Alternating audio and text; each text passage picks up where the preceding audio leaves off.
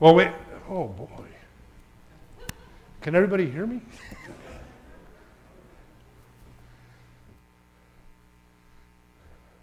Well, we're not going to be in 1 John tonight, but we're still going to be talking about a wonderful story of love.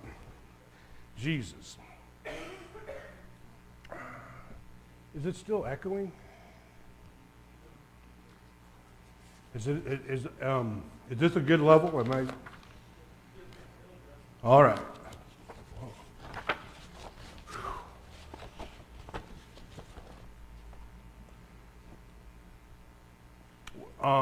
First of all, just let me say it's such a great privilege and honor to be here tonight. I know that it's not in the greatest of circumstances with Mark having the issues with his mother, but I'm glad to step in and have an opportunity. It's so good to see everybody out here tonight. It really is. It's a hot day. It's been a really busy, full day, full week for me. It's Father's Day. Happy Father's Day to everybody. I'm sure you've heard that a million times today. And I'd just like to take this opportunity to thank this church for their prayers and their support. And it was a year ago today that I first had contact from my father, who had been estranged from us for close to 40 years. And in the meantime, we have reconciled to a certain extent. We are having a relationship building process that is going forward in love. And I know that the prayers of this church helped greatly. My dad actually came to Lubbock and watched me graduate from SIBI. And I just can't tell you, that whole event was just so great, and this church has been so great. So without further ado, I'd just like to make sure that everybody understands just how grateful I am. And hopefully I can expand on that in the future. Again, when I follow Bob, it's like, they say good minds think alike. And I hope this is just another example of that, because I'm going to be talking about Matthew 5 tonight. And I don't know if it could have worked out any better with Bob's sermon this morning. I know that was such a great revisiting of the 7th chapter of Matthew, the asking and the seeking, and that really is such a big part of the Matthew narrative here. And one of the things that I took away from Bob's sermon this morning was when he said, how often do we consider what God has done? And when Bob said that, it really made me think, how often do we consider our prayer life? And how often do we consider our relationship with God? And so here, I believe that in the 5th chapter of Matthew, this is a hallmark event for Christians to really sit, not just to take time and to consider their relationship, not just with God, but with the world. Because as we know from this important text, our relationship with the world has everything to do with our relationship to God. And God has a plan for us to evangelize this world through his son, Jesus Christ. And that relationship starts by entering into the kingdom of God, or the kingdom of heaven. So Matthew 5, of course, contains the famous Sermon on the Mount. And that's no surprise. That's not a spoiler of any type. And he provides us, I believe, with a really good behind-the-scenes peek at the early part of Jesus' ministry. And he uses a combined style, I believe, of literal and metaphoric narrative that really creates a scene, and it places Jesus figuratively and literally on a mountain. Jesus becomes the premier religious figure in the world. And I don't think there's anybody that can argue that he's not in that position. And it wasn't exactly good news for everybody, but it's really good news for the people that he's addressing here. It comes in a position where I look at the book of Matthew and I see a couple bookends here. In Matthew 4:23, he says Jesus was going through all Galilee. He was teaching in their synagogues. He was taking it right to the religious authorities. He was proclaiming the gospel of the kingdom. And he was healing every kind of disease and every kind of sickness among the people. The religious authorities of the day had neglected to give the people that were sick and burdened by the law, to give them rest. They were so burdened. There's so many old Jewish parables about the burdens of the law that was placed upon the people to where they just basically gave up. And they weren't getting the ministry activities that Christ was bringing to the crowds. And that's a good reason why the multitudes were following Christ everywhere he went. And then I believe there's another bookend in Matthew 9, 35 and 36, where it reads, Jesus was going through all the cities and villages, teaching in their synagogues again, proclaiming the gospel of the kingdom and healing every kind of sickness, just like in 423. But here it says that Jesus, seeing the people, felt compassion because they were distressed and dispirited. He likened them to sheep without a shepherd.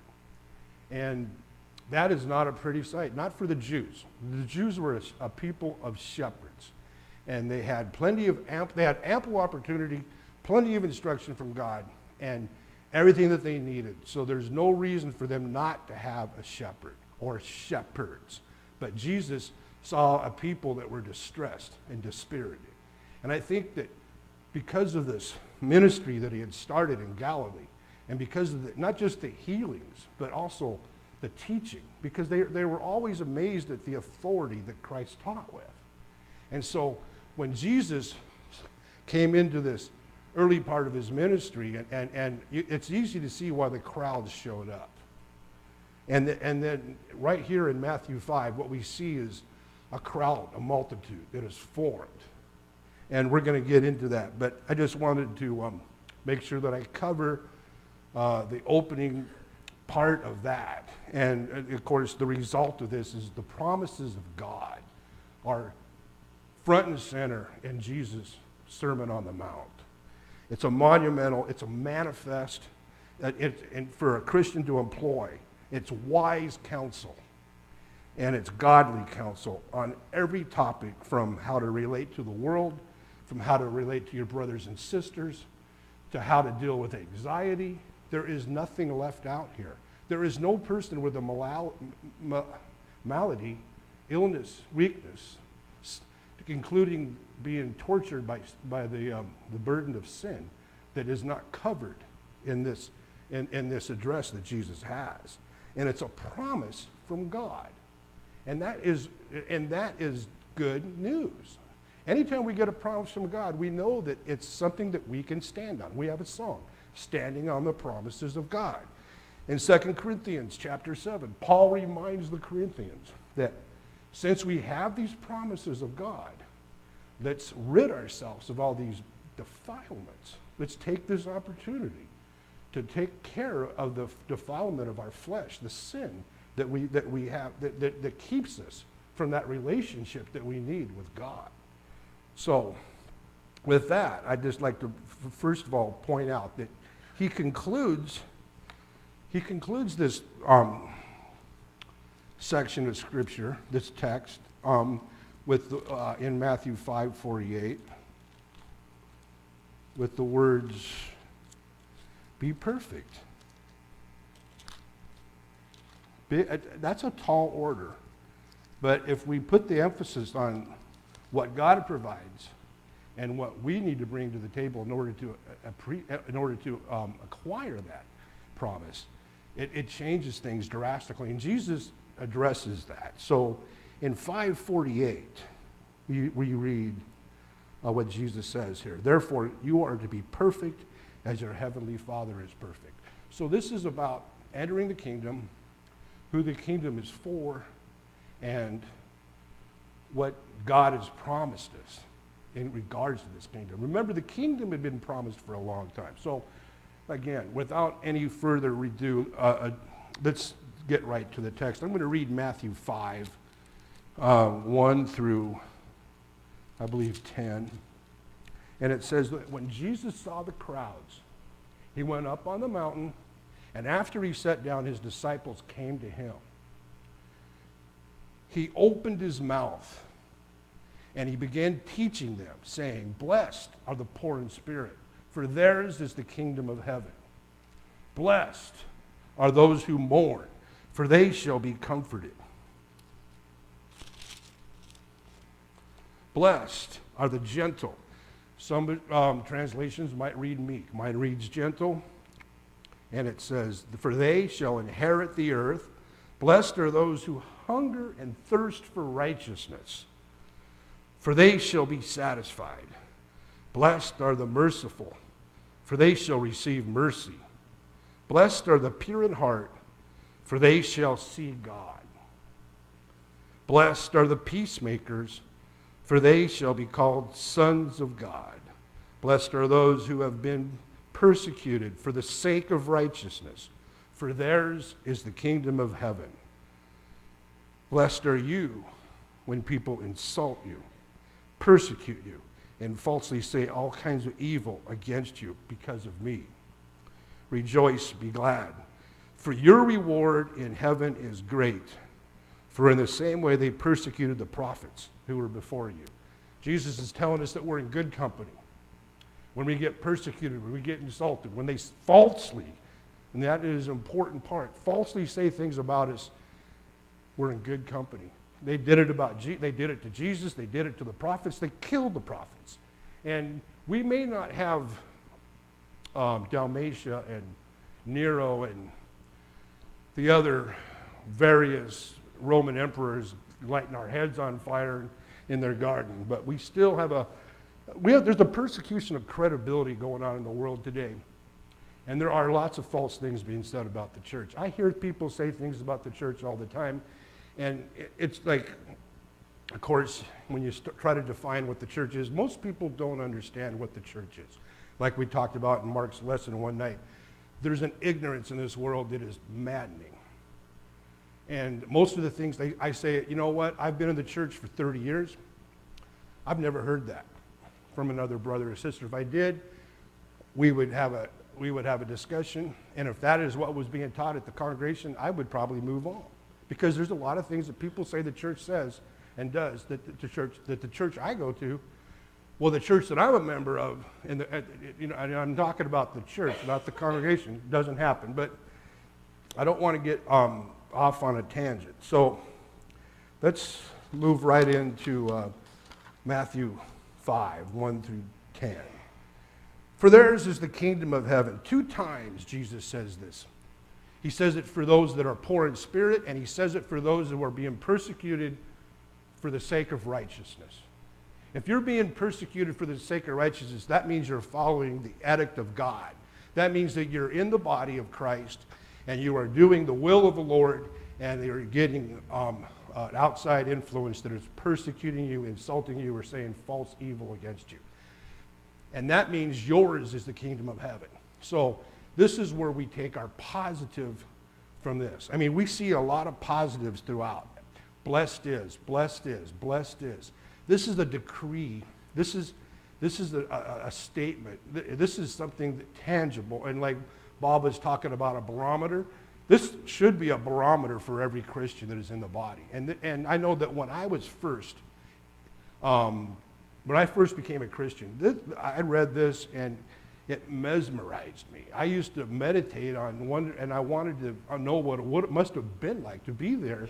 It says that when Jesus saw the crowds, he went up on a mountain, and after he sat down, which is symbolic, in a posture of teaching, the disciples came to him, and then he spoke, but all these multitudes were able to hear him. To me, it just seems like an unbelievable event. And I have done some studies in this, but not a great deal. But from what I've read and what I've understood to be true is that this event, of course, lasted several days. And Matthew gives us an account. He gives us a capsulized version of it. So the next thing is, so what does it mean to be poor in spirit? What does it mean to mourn?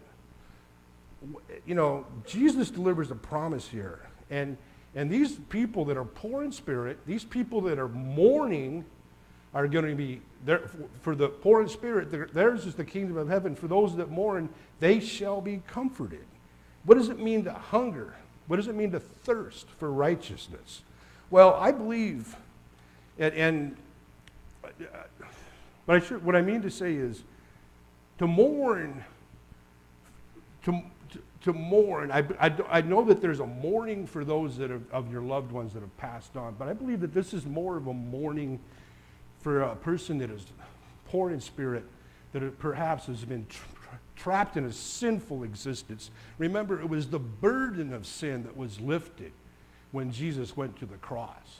No longer, if you're in Christ, were your sins going to result in your ultimate death.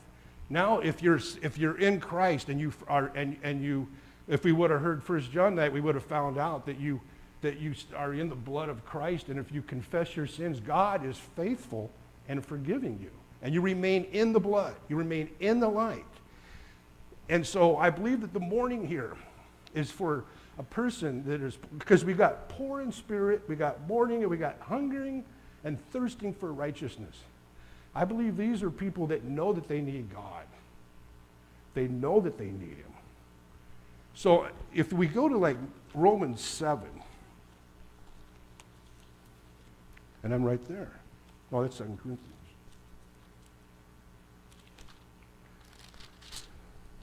Beginning in verse 14, Paul writes, "For we know that the law is spiritual, but I am of flesh, sold into bondage to sin. For what I am doing, I do not understand. For I am not practicing what I would like to do, but I am doing the very thing I hate.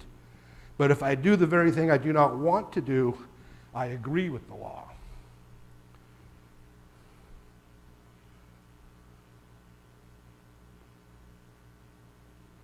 I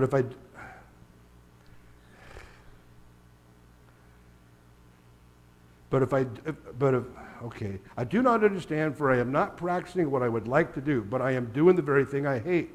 But if I do the very thing that I do not want to do, I agree with the law, confessing that the law is good. So now no longer am I the one doing it, but sin which dwells in me. For I know that nothing good dwells in me. Does this sound like somebody that is mourning the bondage of sin? Does this sound like somebody that is poor in spirit?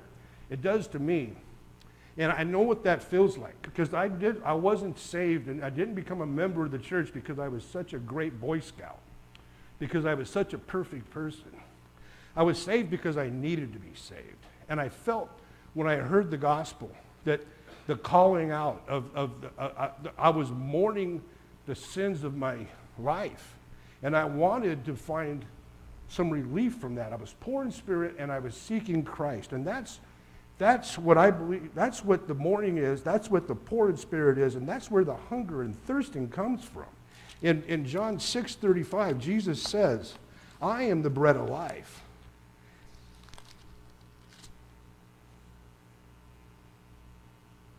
The Jews then said to one another, I'm in 7.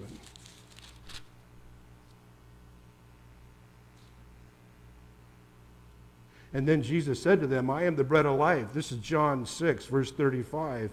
"He who comes to me will not hunger, and he who believes in me will never thirst." He talked about this with the woman on the well, the spirit and truth of Jesus Christ. This is the bread of life. This is what God is offering. This is the poor in spirit, those that are mourning, those that are thirsting, those that are hungering, that are coming to the kingdom, because they know that that's the only place they're going to find salvation. New Testament scholar James Denny is quoted as saying that the kingdom of heaven is not for the well-intentioned, but for the desperate. I understand part of what he's saying here. And I agree that the kingdom of heaven belongs to a desperate people. And this church, as we grow and as we've seen, there are people, like they tell us in Sibby, there's suffering on every pew. And it doesn't mean that everybody is just desperate, but what it does mean is that the suffering that we go through in this world creates a need for for a relationship with our Lord and Father through Jesus Christ. And the kingdom of heaven is the only remedy that we have. We may not see it all here, but Jesus says, rejoice and be glad when you're persecuted. Rejoice and be glad when they insult you.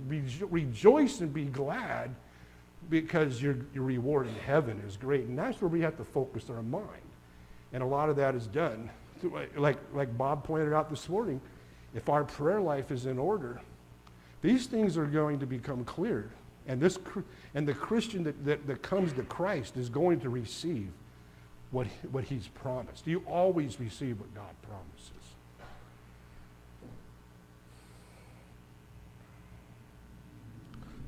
So the second point I'd like to make is the part about the merciful, the pure at heart, the peacemakers. They receive the gift of mercy. They're allowed to see God. Only Moses was allowed to see a shadow of God's glory. People have wanted to see God since the beginning of time. I'd like to see God. And when I try to explain to people that I see God in certain things, I mean that I can see the image of God. We are created in the image of God. And a created man or woman that is perfected through the relationship in Christ has an image of God that we can. It's kind of like it talks about in Hebrews, where we have a shadow of the real thing, but soon we're going to see the real thing. And so the merciful, the pure at heart, they have this. They get to receive the idea of seeing God. They are allowed to enjoy the benefits of a son or a daughter. This is the day that God's faithful have waited for. This day where Christ says the kingdom of God is at hand. It's right after this that he's going to deputize his disciples and send them out with the instructions to teach that the kingdom of God is at hand. Heal the sick and teach them about the kingdom. Because this is, like I said, this is a promise that the Jews have been waiting a long time for.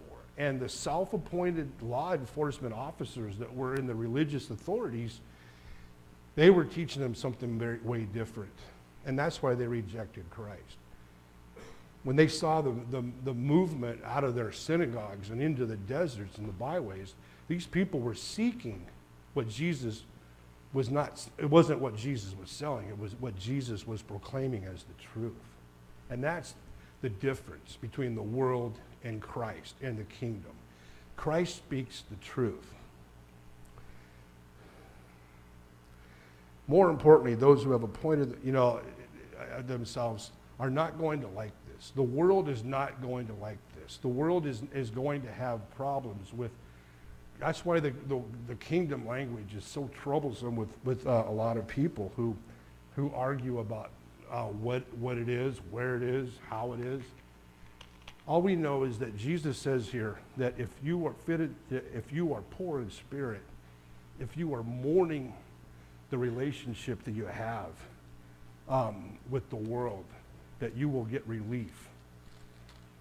It reminds me again of Romans, of the book of Romans in chapter 6. What shall we say? Are we to continue in sin? Down here in verse 5. For we have all become united with him in the likeness of his death. Certainly we shall also be in the likeness of his resurrection. Knowing this, that our old self was crucified with him, in order that our body of sin might be done away with, so that we would no longer be slaves to sin. For he has died. He who has died is freed from sin. Those that are poor in spirit, those that are mourning this, they receive the mercy of God. And this is good news for those that want to be a part of the kingdom. So what does God have in store for the world? How does he expect the desperate to find the kingdom?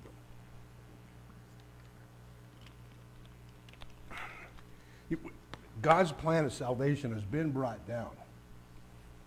We've sung that song, and it's a great song.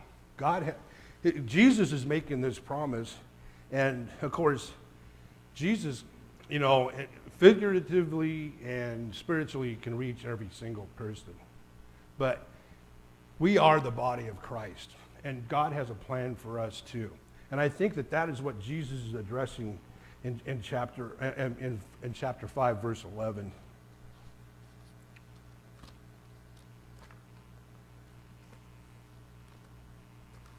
Where it says, "You are the salt of the earth."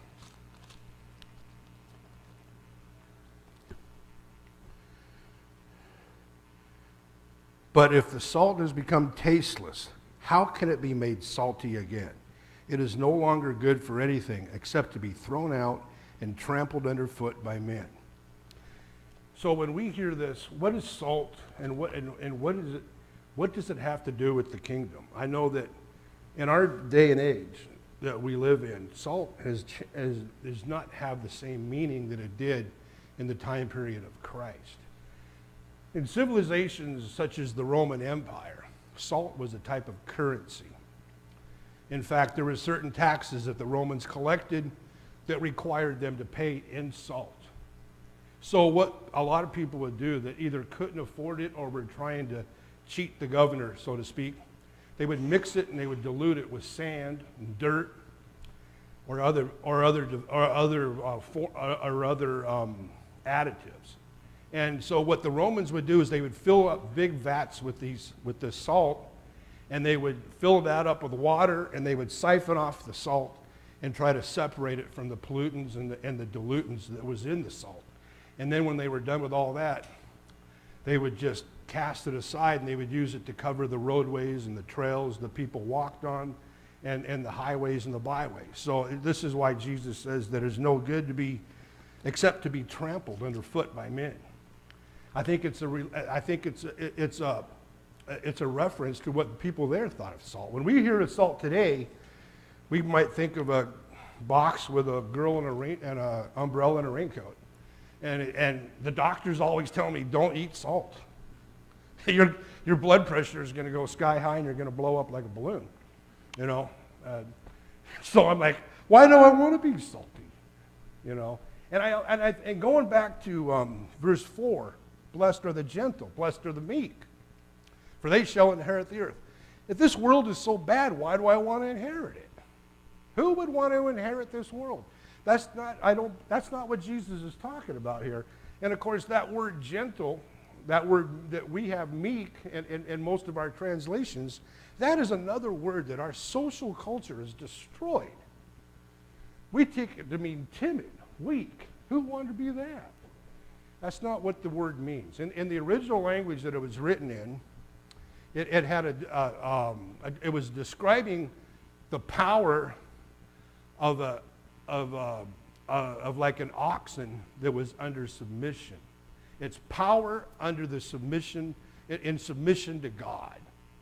And it was a way to affect great things under the direction of God. So this meek and this meekness that he's talking about, this is the person submitted their life to God that is in complete and utter devotion to God. Like Paul says, you need to just have the simple devotion to Christ. And if you have that, you're going to be, and you're going to, and what are you going to inherit the earth for? So that you can help the people that need it. The rich of this time period were hoarding it. It's like that visual of a valley, a green valley with a river flowing through it, and then someone builds a dam, and below the dam, everything turns brown. We inherit the earth so that we can spread the wealth, just like we do when we give God, when we contribute to our congregation, and it goes throughout and does the work of the Lord.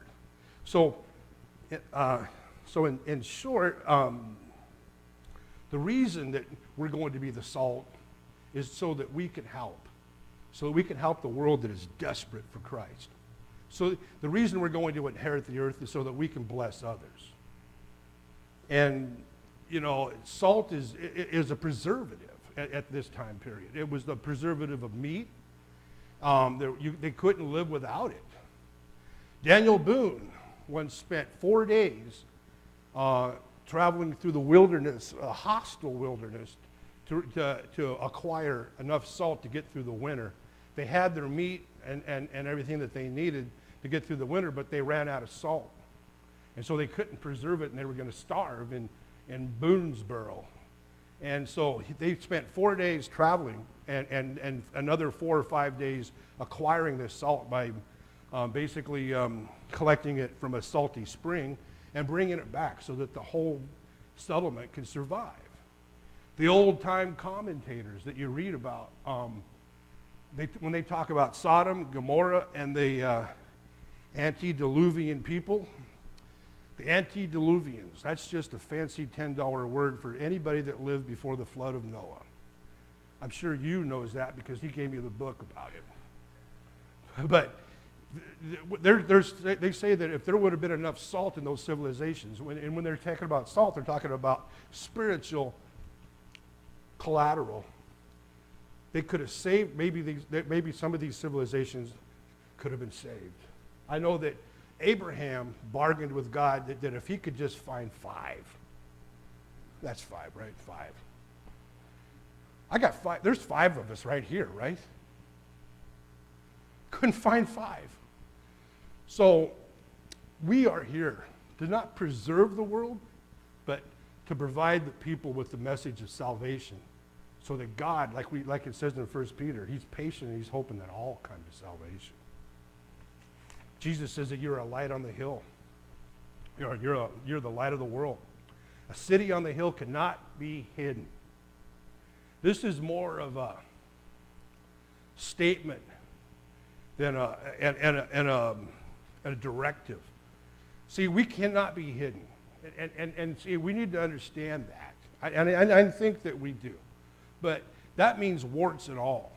Anything we do is going to be broadcast. We all know that a scandal in a church is going to, it's like a wildfire in Montana or Arizona. Some church has a scandal and it's all over. I mean, the news is all over. So, we get a lot of visitors and we're blessed to have them. And God sends all of them.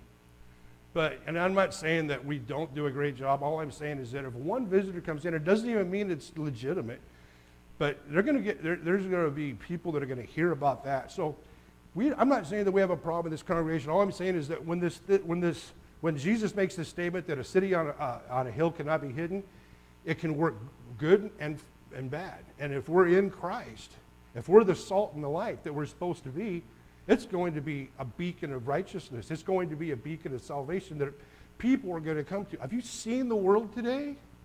You don't think that they're going to come crawling to a church that has that kind of beacon. I know they will. I just took a train ride all the way from Tacoma, Washington to New Mexico and then drove another 300 miles to get to Texas. We took a route that went just about everywhere, down north to south, down to Los Angeles. We were going through Northern California farm agricultural areas, and I would see these washed out, dry riverbeds, creeks that it looked like they hadn't had water in years, and they were filled with these makeshift tents and lean-tos and people living out there. I mean, there's people that go and set up camp. You've been to Seattle, right? These people were putting their tents on the street, hoping that the government's going to help them out. And I'm not saying that that's this, but I'm just saying there's a spiritual desperation in this world. You don't have to spend much time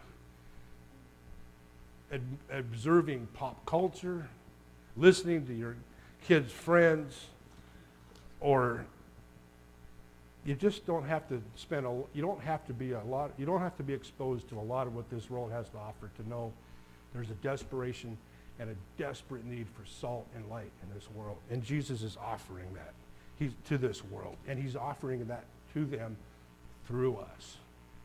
And so that is just the shepherd that Jesus is. He expects us to come in behind us, the church, and to be that light on the hill. And that's what we need to do. And the people will come to that light. And the salvation of the Lord will be brought down. So, in conclusion, I just like to point out, like it says, Jesus saw the crowd. He had compassion for them because they were like sheep without a shepherd. We need to see the crowd. He perceived them. That word saw is deeper than just looking. One of the things that we all need to work on, especially myself, is listening. I know that my kids have indicted me for years about not listening, and sometimes I'm very guilty of answering questions that weren't asked or saying no to something that was never even mentioned. And so, we need to put on our ears. Listening is a skill set, and I believe it's something that we can all work on. We all need to improve, I believe, in that category. So, if the saltiness of this world needs help, it's the church that's going to have to do it. If there's anything that, if you find that you yourself have lost your flavor, and I'm not judging anybody, but if you need any way to help, well, if you need any kind of help in regaining the flavor, if the light of this world has gotten you down and you need prayers, please feel free to come forward. I know Jan warns me all the time about the perils of making assumptions, but I'm going to make an assumption on this particular scripture, in that there's something in here for everybody, and that being part of the kingdom, having Jesus say, if you're a part of the group that Jesus says theirs is the kingdom of God, that's a good thing. And it is a very good thing. So with that, I'm going to conclude my sermon. Again, if there's anything you need, I don't know if there's visitors with us, but if you have never heard the gospel, you came to the right place. Please feel free to come forward and ask any questions or any kind of prayers as together we stand and sing.